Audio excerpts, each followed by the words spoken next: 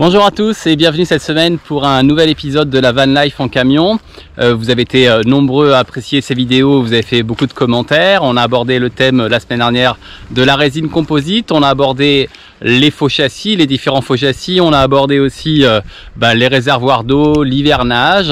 Vous me demandez bien sûr, et on va y arriver, comment on lève le toit, des questions plus techniques. Et d'ailleurs il y a beaucoup de questions et de commentaires, et comme je l'ai dit la semaine dernière dans la vidéo, je m'excuse mais je n'ai pas eu le temps de répondre à tous vos commentaires. Alors ce que je vous propose cette semaine, c'est qu'on va se poser là dans ce petit coin de nature tranquillement. Là c'est magnifique, c'est calme, les fleurs sont sorties, c'est le printemps, il y a des cystes, il y a du thym, c'est vraiment très beau, et je vais prendre du temps pour répondre à vos commentaires. Et c'est parti juste après le générique.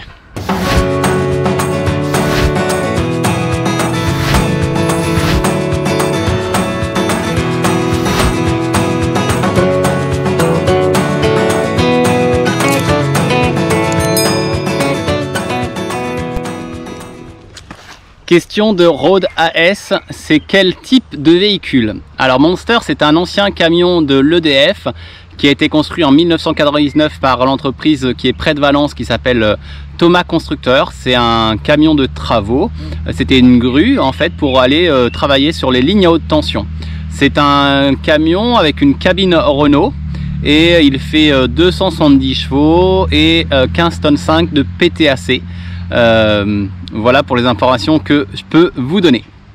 La question de Gilles, effectivement, concernant l'étanchéité entre la cellule et la cabine. Et oui, c'est un vaste problème. Comment on peut effectivement faire une jonction entre les deux? J'avais fait plusieurs suppositions et j'avais pensé au départ à faire un système accordéon en fait. Donc j'avais demandé un devis dans une société. En fait le problème c'est que le passage cabine que j'avais prévu était beaucoup trop grand pour pouvoir imaginer un accordéon, et dans le cisaillement en fait ça posait un problème. Alors aujourd'hui la solution qu'on a adoptée et qui marche très bien, c'est un joint de compression en fait. C'est la cabine qui vient par compression avec un joint s'appuyer contre la cellule, et du coup ce n'est pas du tout fixe et ça permet en fait à la cabine de bouger quand on est en croisement de pont et de ne rien arracher. J'ai rajouté par-dessus une gouttière en fait, parce que le seul problème, on va dire entre guillemets, qui peut se poser, c'est si l'eau en fait se dépose sur le haut du joint, et au fur et à mesure on va avoir tendance à s'écouler à l'intérieur de la cabine ou de la cellule, entre les deux en fait tout simplement. Donc du coup j'ai mis une gouttière, c'est provisoire mais c'est vraiment une super solution, ça marche très bien. La question de Nicolana, je vais y arriver. Comment on a fait pour avoir l'autorisation de découper la cabine à l'arrière par rapport au constructeur Thomas, et est-ce qu'on l'a réalisé après l'homologation? Eh bien pas du tout, ça a été réalisé avant l'homologation, et la piste à creuser, c'est que ce n'est pas à Thomas Constructeur de donner l'autorisation, c'est au constructeur de la cabine. Et la cabine en fait c'est une G300 de chez Renault, donc il fallait se retourner vers Renault, et pour cela en fait il fallait avoir déjà une non-opposition à l'ouverture de la cabine. Et après ça a été assez compliqué parce qu'il a fallu faire un dossier assez complet justifiant en fait du renforcement de la cabine avec les sections de tubes utilisées, et puis en expliquant effectivement les travaux qui ont été faits. Et une chose aussi très importante, il ne faut surtout pas que les ceintures en fait des sièges soient pris sur la cabine, sinon c'est impossible de toucher à celle-ci. La question de Sam concernant le contrôle technique et puis l'assurance. Alors effectivement c'est une question qu'on peut se poser quand on construit soi-même un camion. Donc le camion, j'en suis le constructeur, donc c'est vraiment marqué sur le camion. Et quand on a demandé effectivement à l'assurance d'assurer ce camion, le problème c'est qu'ils n'avaient rien du tout dans leur logiciel pour l'assurer. Alors il a fallu faire venir un expert automobile en camping-car et en poids lourd.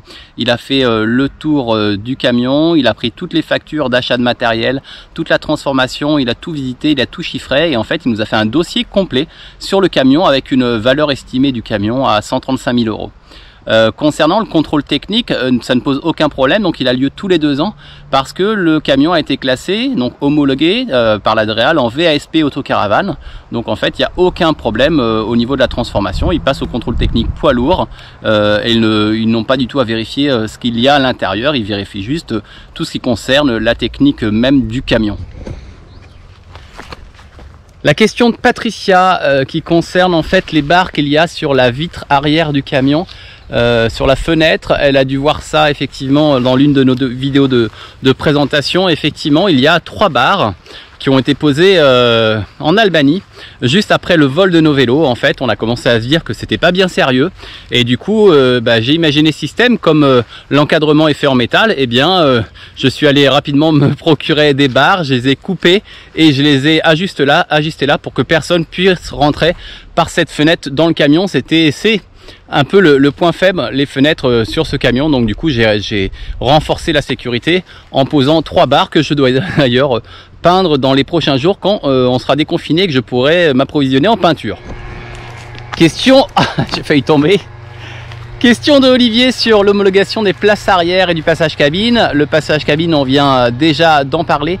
Pour les places arrière, c'est pas si compliqué que ça en fait, puisque sur le camion, j'ai choisi exprès un camion avant les années 2000. C'est pour ça qu'il est de 1999, parce que la réglementation en termes de ceinture à l'arrière est complètement changée à partir de l'année 2000 en fait.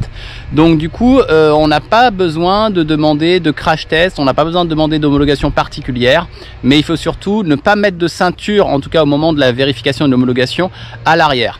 Et après, c'est une question de répartition des charges. Et donc, j'ai demandé, en fait, lors de l'homologation, donc comme on a un PTAC de 15 tonnes 5, j'avais largement de quoi faire homologuer 9 places assises. Donc, on compte 75 kg par personne.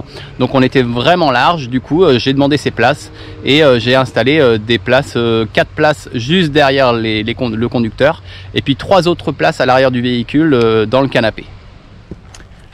La question de Didier concerne le porte-vélo, porte-moto, porte-voiture à l'arrière. Les barres à l'intérieur donc sont manchonnées et elles font 3 mètres de long. Donc du coup, là je l'ai sorti d'à peu près 80 cm, mais on peut l'imaginer vraiment de le sortir jusqu'à 2 mètres de long, ce qui n'est pas forcément très raisonnable en termes de conduite pour moi pour l'instant. Donc j'ai préféré le sortir très peu, mais je peux rallonger au fur et à mesure si je le souhaite, mettre des kayaks, mettre peut-être un quad ou des motos. Donc on peut aller, je pense, jusqu'à 2 mètres. Les barres en tout cas font 3 mètres.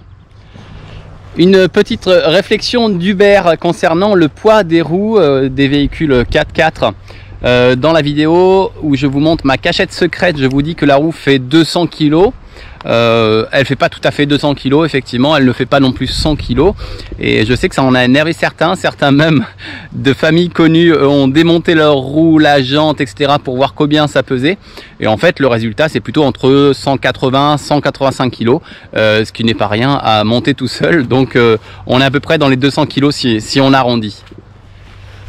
Une question d'Anouk, qui est une fidèle de la chaîne et qui commente souvent nos vidéos et qui déjà qui fait une réflexion par rapport au siège que je trouve lourd à déplacer. Effectivement, comme elle l'a bien dit, je m'étais amusé à monter la moto sur un toit de bus au Cambodge.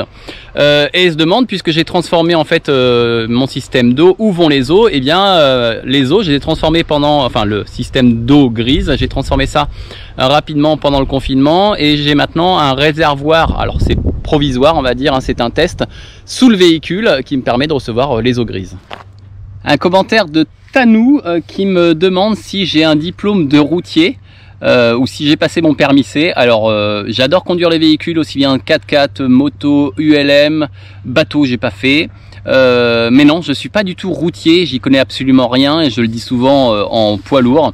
J'ai passé pour ce projet en 2017 mon permis en accéléré et donc je l'ai eu je crois février ou fin janvier 2017 mon permis poids lourd, donc vraiment pour pouvoir conduire Monster. Un petit commentaire d'Étienne qui lui veut absolument une vidéo sur le toit relevable. Je sais que ça vous intrigue beaucoup. Je la prépare cette vidéo, donc soyez patients. La vidéo va arriver prochainement sur la chaîne. Dites-moi d'ailleurs dans les commentaires si vraiment c'est ce qui vous intéresse dans Monster, c'est ce toit relevable qui est complètement fou et hors norme. Et puis ce qui concerne Étienne le faux châssis, j'en ai fait une vidéo je pense assez complète. Un commentaire de Vadrouille à droite à gauche sur la vidéo où je m'amuse à monter la roue de secours tout seul dans le coffre du camion. Pourquoi ne pas mettre un treuil?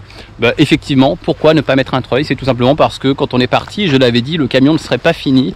9 mois d'atelier, c'est très court pour réaliser l'homologation. Et donc du coup, bah, c'était facile en fait de monter la roue quand il n'y avait pas les portes-vélos. Et puis comme j'ai réalisé les portes-vélos à la fin du chantier, là j'ai réalisé que c'était plus compliqué de sortir les roues de secours. Donc pourquoi pas un treuil? Le seul problème, même si les structures métalliques, c'est qu'il faut ancrer le treuil. Donc c'est pas si simple que ça. Je pense qu'un tire-fort, Alain B d'ailleurs que je connais bien, m'a suggéré ça. Un tire-fort, ça peut être une très bonne solution. Et puis la meilleure solution, c'est de ne pas être tout seul et de la monter à 2 ou 3. Et là, dans ce cas-là, ça pose aucun problème parce que c'est pas si lourd que ça quand on est nombreux. Nouvelle question, le van du Sud qui me demande si on peut mettre des places assises. Donc on a déjà un peu répondu derrière sans passer par un professionnel. Pour mon cas, ça a été le cas. Oui, j'ai mis des places assises sans passer par un professionnel et je les ai fait homologuer. Maintenant dans un van, dans un fourgon, en fonction de l'année, en fonction aussi du constructeur, parce que du coup moi j'ai construit la cellule, mais là le fourgon a été construit par un constructeur. Je pense qu'il faut demander le barret rouge du véhicule, voir les possibilités, puisqu'il existe des fourgons avec des places, des cabines approfondies et des places à l'arrière. Donc il y a des ancrages qui doivent être déjà prévus pour ça. Donc pour moi ça reste possible. Est-ce que c'est facile? À mon avis non. Colibri me pose une question sur le chauffage qu'on a installé dans Monster. Eh bien le chauffage qu'on a installé c'est un... Ouh, je viens de me faire mal.